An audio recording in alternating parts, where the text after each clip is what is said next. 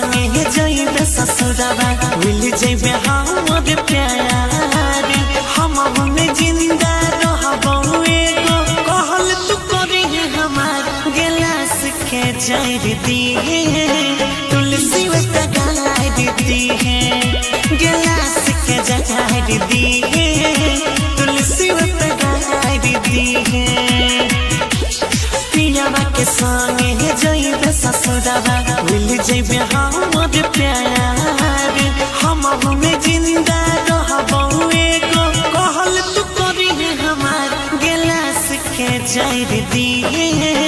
तुलसी वता गाय दी गिलास के जर दी तुलसी वता गाय दी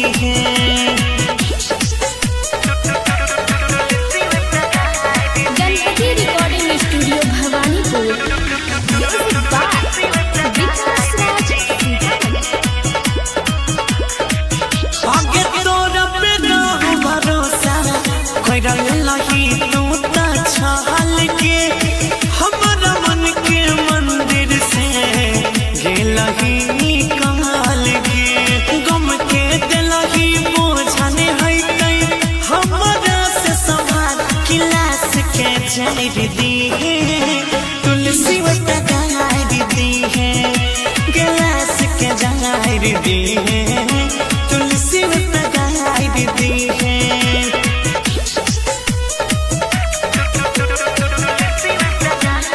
गणपति रिकॉर्डिंग स्टूडियो भवानीपुर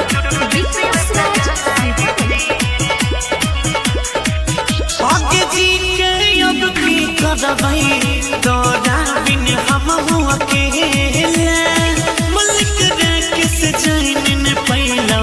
तोहर एको गो खेला आयुष गौरव प्रेम कोइल तनिको विचार गिलास के जर दी तुलसी वता गाय दी गिलास के जर दी तुलसी वता गाय दी आगे जो जान मिक्स बाय अजय स्टार।